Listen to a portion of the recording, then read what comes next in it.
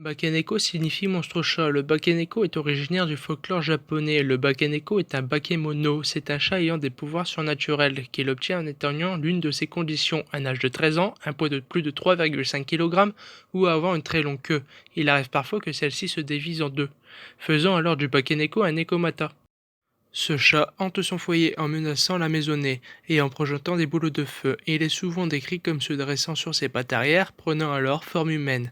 Il se peut également qu'il finisse par dévorer son maître dans le but de prendre sa place.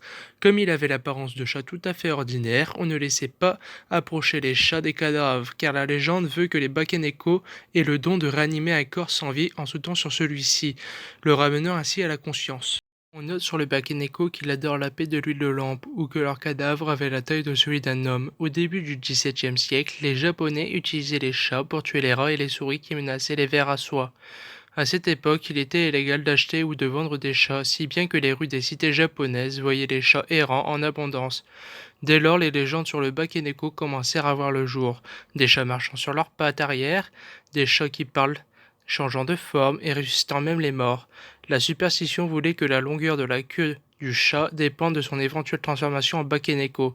Les Japonais prirent l'habitude de leur couper la queue. Il y a de nombreuses légendes à propos du Bakeneko. L'une d'entre elles serait à l'origine du bobtail japonais. Selon cette légende, un chat qui se réchauffait près du feu s'y brûla la queue et traversa ainsi la ville, réduisant en cendres un grand nombre d'habitations.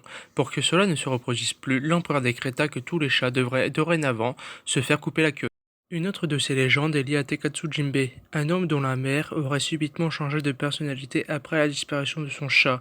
Les années qui suivirent cette disparition virent le repli de la mère sur elle-même, refusant la compagnie de sa famille et de ses amis, allant jusqu'à prendre ses repas seule dans sa chambre.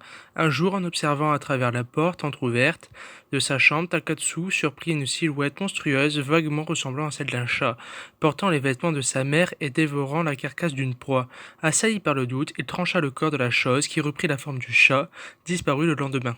On peut tout de même noter que tous les Bakeneko ne sont pas mauvais. Certaines histoires les décrivent comme de bons esprits loyaux envers leur maître. Ce sont les Manekineko, signifiant chat bonheur. Le Bakeneko aurait inspiré de nombreuses personnes dans la culture populaire.